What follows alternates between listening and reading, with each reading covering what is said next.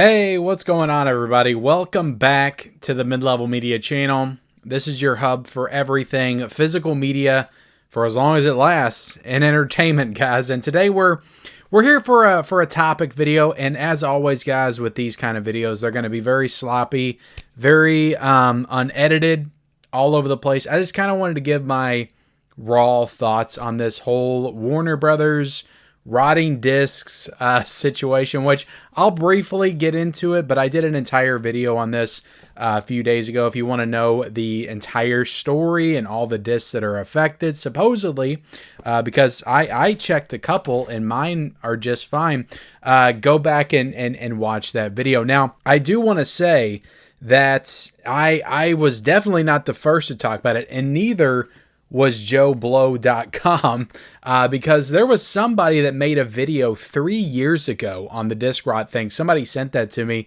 and I watched about half of it this morning when I was driving to work. The name of the channel is Damn Full Idealistic Crusader. Is that it? I mean, I know it's from Star Wars and everything, but that's the name of the channel. To be honest, like I feel like I have heard people mention his channel, but I have never checked out his channel until this morning. So yeah, he was talking about this 3 years ago. He was talking about this. So he's probably like losing his mind right now. Everybody's talking because there are articles all over the place that are all recent. This thing's like widespread, more mainstream now. He's like, I was talking about this 3 years ago. What's going on? All these people. But yeah, I do apologize. I did not reference him in the video that I made, but yeah, he was talking about it a long time ago, about the Warner Brothers DVD situation. So basically, guys, look, Warner Brothers apparently used a very specific plant to manufacture their discs from 2006 to 2008. I think the plant was maybe in Pennsylvania. Maybe. I feel like I remember that. And that plant has the discs that are now rotting in some people's collection, or they call it laser rot. So there are discs that were made during the specific time period at the specific plant that Warner Brothers used that are not playable right now. So it's very possible, guys, go check out that video that I did a few days ago. There are full lists online that kind of run down all the titles affected if you want to check through your collection, see if any of your titles are affected, because I checked a couple of these. Now, I didn't go through the entire list. I may have more than this in my collection, but the one that stood out to me was the 4 film favorites, the Stephen King horror set, which has Dreamcatcher, Dolores Claiborne, Cat's Eye, and Creepshow. So apparently on this one, Dreamcatcher was the one that was supposedly unplayable, and it even went as far as to say, hold on, I got the full list in front of me. It even went as far as to say that disc 1 doesn't load in any player. The side of the disc has become discolored. So I opened this up, and it says 4 film favorites, King of Horror. That's the set that I have. Now, I will say, I got this at a Goodwill back in the day. I got it because it had Dolores Claiborne and Cat's Eye in it, and I didn't own those. Dreamcatcher and Creepshow I actually have on 4K and Blu-ray. Blu-ray for Dreamcatcher. That does not have a 4K, but I'm sure Scream Factory's working on it. But anyway, so I opened this up. I did not open it yet. I think I got it at a Goodwill back in the day, just never opened it. And so I don't know, maybe that had to do with it, but I got the Dreamcatcher disc right here. Turn it around. Nothing discolored about it. Looks like a regular disc. Put it in my player. Played just fine. So, I mean, there's one example of one that they're specifically calling out here that in my collection is not affected. I could play it just fine. Another one that was on here that I had in the collection, I think I got this at Goodwill also. Kind of a random title. Cat on a Hot Tin Roof. So this is a movie with Elizabeth Taylor in it. So had this one in the collection. That was on the list as well, but there was a specific edition it called out. I don't know if this is the same edition. This is a deluxe edition, but it does say it was made back in 2006. Pop this one in, worked just fine. Now, I had issues with Blazing Saddle a few months ago on my 4K player out there. Popped that one in here, and that one did kind of look like it had some discoloring on the back of it. Pop that in my player over here, my PS3 actually. It played just fine. So it didn't play in my 4K player, but it played on my PS3. That may also be an issue. It may be a thing where it plays on some players and it doesn't play on others. Like that may be a thing as well.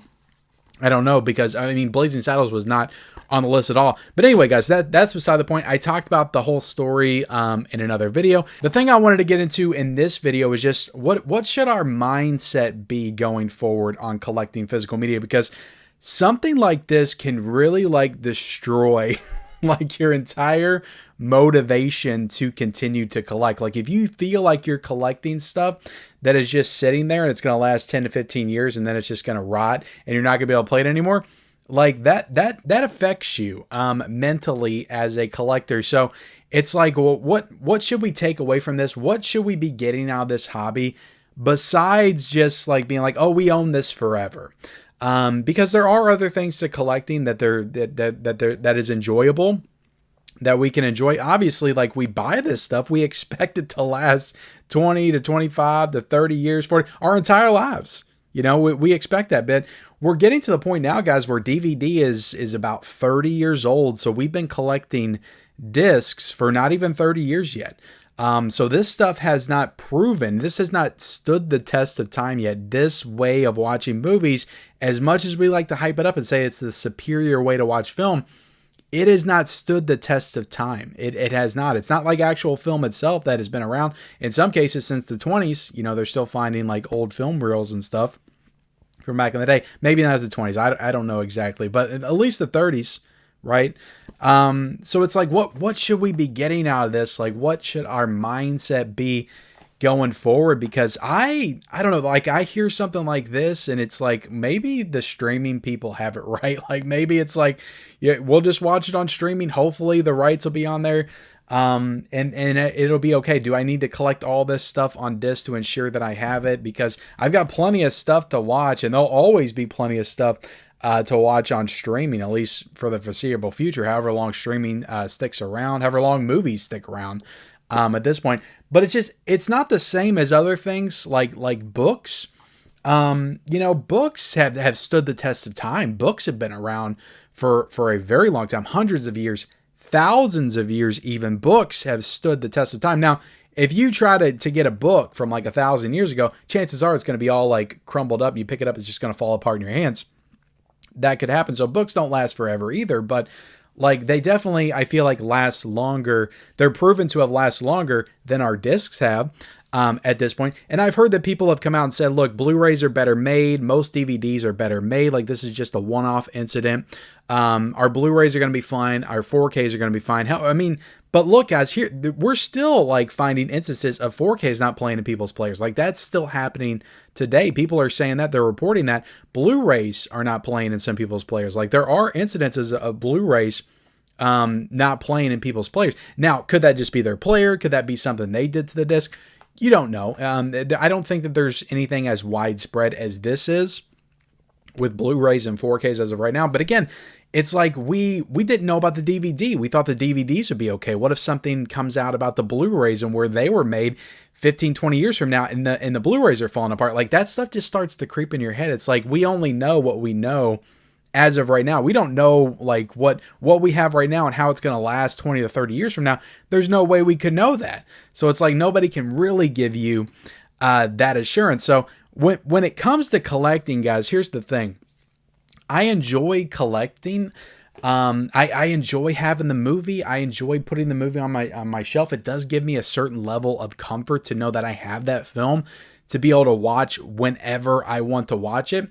But there are times, guys, when even if I have the film in the collection, I'll still watch it on streaming. So then you start to think, well, a movie like this that's like super popular, say I watch Back to the Future on Netflix, that'll probably always be around, right? On streaming of some, that's a big movie. Do I need that in the collection? Because that's a big enough movie to where that will probably always be on streaming. Should I focus on collecting more of the obscure movies that'll never hit streaming? Like, should that be something that I should be focusing on? So it does become a little bit of a mind F going forward. It's like, how do I proceed? Am I just collecting all this stuff for nothing? Now, look, guys, I'm not going to lie. I enjoy good packaging. It's like maybe the disc isn't going to work, but I got some nice box sets back there that'll probably still remain on my shelf. And if the disc doesn't work, I like a good slipcover. I like good packaging. But again, like if you can't play the disc that's inside, it's like, what does that packaging really mean at the end of the day? You could probably still sell it. You could probably still sell it to somebody, and they'll buy it even though the disc is bad because they want that collectible packaging. Maybe they have the disc, another disc that they could put inside there. But it does get weird, when you start to think about it and you start to think about the future, and it's like, how long is this stuff going to last? Is it meant to last that long? Should it last that long? Should you be okay with buying this stuff now and it lasting 20 years? Essentially, you're paying to rent it for 20 years. Like, you're paying a certain amount. Say you buy, I just watched this from Kino Lorber, Joe Kidd. Say you buy this, I bought this in a Kino Lorber sale for $10, I think. I got this for 20 years. I bought the rights to this movie to be able to play it whenever I want for the next 20 years. Is that a way that you could look at it? And essentially, like, that is, when you think of it that way, like, it feels kind of worth it, I guess, but it does put a ticking clock on the films. And I collect a lot of movies, guys. You guys know this if you watch the channel. I blind buy a lot of movies. I've got a lot of stuff back there, and I can't get to it all. There's a lot of stuff back there that's not watched. There's stuff back there in my collection that I'm planning to maybe getting to in like 10 to 15 years, maybe the point when I finally sit down and watch it. So I kind of want this stuff to last, because if I'm not watching it like right away when I get it, and I wait 10, 15 years, come to find out the disc rot before I even got a chance to watch it, and guarantee there's people out there that collected those DVDs back in 2008, hardcore collectors that probably had 5,000 DVD titles in their collection. They didn't watch all those. They may have got to one of those movies and they're like, hey, I'm going to finally watch this. Oh, I can't watch it because my disc is rotted. So that kind of sucks if you're a collector like that. Now, if you're somebody, that is more reasonable, somebody would say, is more conservative with their purchases, and they buy stuff and they watch it immediately. There's good people like that, that's really good about that. They buy it, they watch it immediately. You got your money's worth, essentially. Like, if you bought it for $20 and you watched it, at least you watched it, you got your money's worth. It'd be like going to the theater, spending $20 on a ticket and candy and all that stuff and getting to experience it in the theater. You watched it once. Like, is $20, is $10, is $15? Is that worth the hour and a half to 2 hours of entertainment, and then you're done and you've got it in your collection? Maybe it'll last another 15 years, maybe it'll last another 30 or 40. You don't know.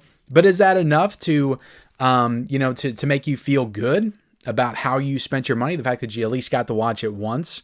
But again, it's like, I got a lot of stuff back there that I haven't watched yet. And I'd like to think it's going to last longer than 15 to 20 years, because like, I'm in this for the long haul. Like, this stuff back there, I'm planning on keeping a lot of this stuff.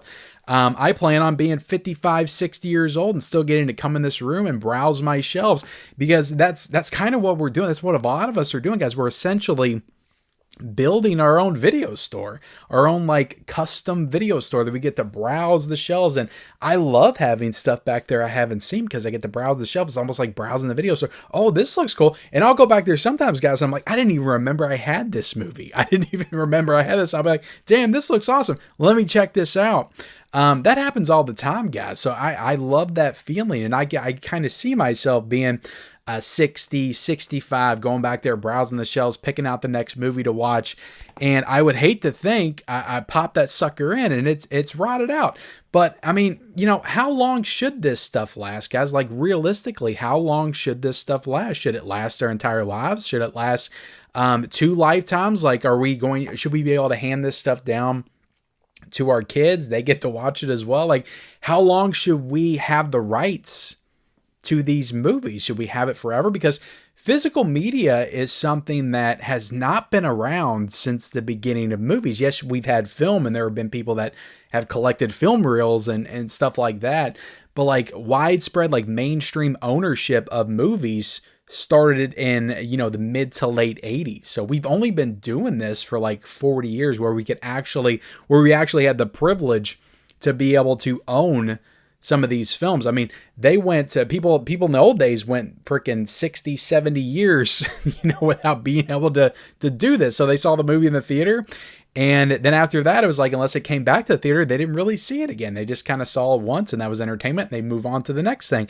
They didn't go back and rewatch stuff. I don't feel like the idea of like buying something and owning it and watching it multiple times, I don't feel like that really came in until like the 80s and the 90s especially. And that's like, if you're somebody that's my age or even older, because people could have been born in the 60s and 70s that were going through their 20s in the 90s and in that whole heyday. But I rewatched all kinds of movies because we had access to it. We had VHS tapes, we had the DVDs, like we could just rewatch this stuff over and over again. That's not the way it was, back when film first started, back in the 20s and the 30s and the 40s and stuff. People couldn't rewatch this stuff. Now, when TV came along, they had some of the movies in syndication, then they could rewatch the stuff on TV. But they had to rely that it would come on the actual TV.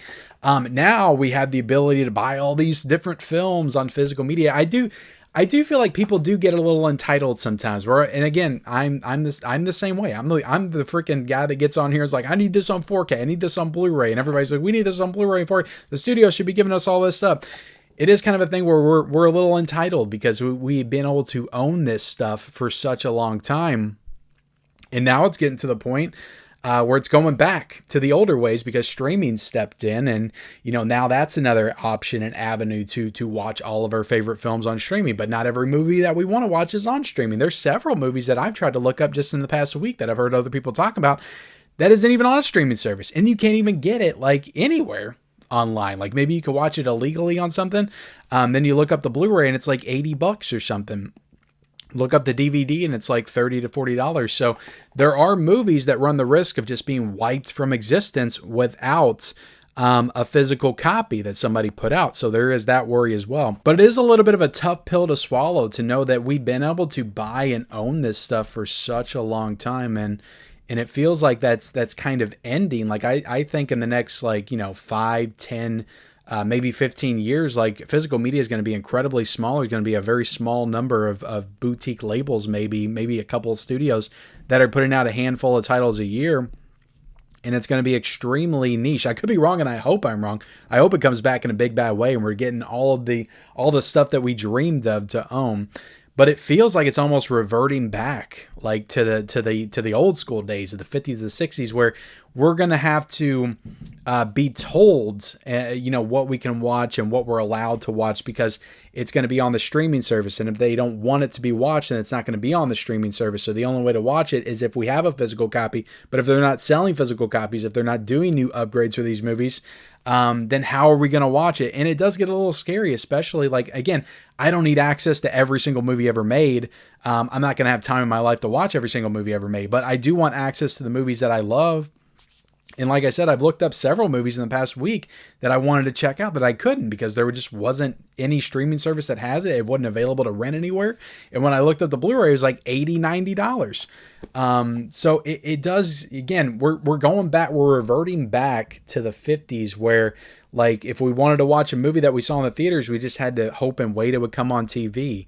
And that could be what it's like in the future. Like if we're not getting physical media like we were back in the day, we just have to hope and wait for it to arrive on whatever streaming service if it's not on there already. So it does get, a little scary, like when you start to think about this stuff. And it is just movies, guys, at the end of the day. But for a lot of us, this is our life and this is what we enjoy as a hobby. And it just gets really weird when you start to talk about the stuff that you're buying that you're spending all this money on because you want to have it in your collection. You want to own it for at least the rest of your life.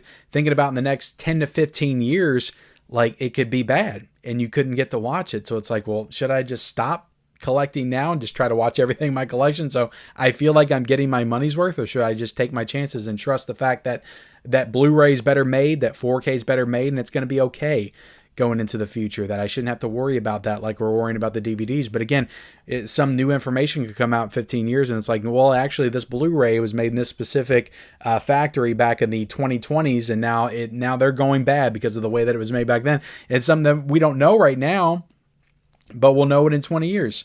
So anyway, I'm not making this video to fear monger or to turn anybody off of collecting. I'm still going to collect. Cause for me, guys, I like owning it, and right now, this is really the only way to own it that feels the most foolproof. If that makes any sense. Yes, I can buy it on streaming, but that doesn't feel as safe as look. I'll put it this way. I would rather take my chances on laser rot or disc rot than take my chances on a streaming service, purchasing it from them, and then I think it's more likely that they rip the movie from me, that they just take the movie away from me, that I can't watch it anymore on the streaming service, than it is my disc rotting, if that makes any sense. So I think I have the best chance of keeping or retaining access to the movie I love in my collection if I buy it physically than on streaming. So at the end of the day, like if I'm weighing the two, I still think that physical media comes out on top and it's the better option. But, you know, a lot of us, we get on here and we're like, physical media is forever, physical media for life, let's go. And it turns out it's not, and that something could happen to it. That's a little bit of a kick in the nuts for a physical media collector. So I just wanted to get on here and talk about that and just kind of gauge your all's thoughts on it, where you're at now. What do you think about this whole thing? You know, what does physical media collecting mean to you? Is this something that, you know, you're buying to keep in your collection forever? Like, you're assuming it's going to be there until the day you die. Like you're buying it for that so you can have it for the rest of your life. Or are you somebody that's just like, I'm going to buy this and I'll have it for a few years, 10 years, 15 years, 20 years. Maybe I'll sell it off in a few years. Maybe it'll go bad. But it doesn't bother me because at least I owned it for a period of time. And for me, that justified the cost that I spent on it. I mean, I can't imagine, honestly, people that buy this stuff, like we expect to keep this in our collection. Like I expect to have all this stuff forever, but like what does forever mean? Like I said, do I expect this stuff to last forever? Because nothing lasts forever. I don't last forever. Like we're all laser rotting ourselves right now as we speak. I am laser rotting right now as I'm talking to you. I am dying. I'm growing old. You know, so why should I expect DVDs and Blu-rays to not do the same thing? It's just, I didn't expect them to do it so quickly. You know, 15, 20 years, that's not very long at all. We should be able to have this stuff for a little bit longer than that. So hopefully with our Blu-rays and our 4Ks, they do last a little bit longer. But I'm just rambling at this point, guys. Let me know your thoughts in the comments section below. It definitely sucks. You know, check your Warner Brothers DVDs. Like I said, the two that was on the list for me, they worked. So I don't know if this is an everybody thing or if everybody's going to have this problem or not, but you know, check your DVDs and, you know, let's just keep our fingers crossed going forward. Like I said, I still am going to collect. I like the packaging, guys. I like having the movie. I like the artwork. You know, it just sucks when you start thinking about how it could go away and you could take that movie out and look at the back and it's all rotted away and you can't watch it no more. That's a terrible feeling. I hope that, you know, all my movies are okay, that they last. But anyway, guys, thank you all so much for watching this video. Hit the like button, hit the subscribe button if you haven't already. Turn on those bell notifications for all future videos, and we'll see you next time.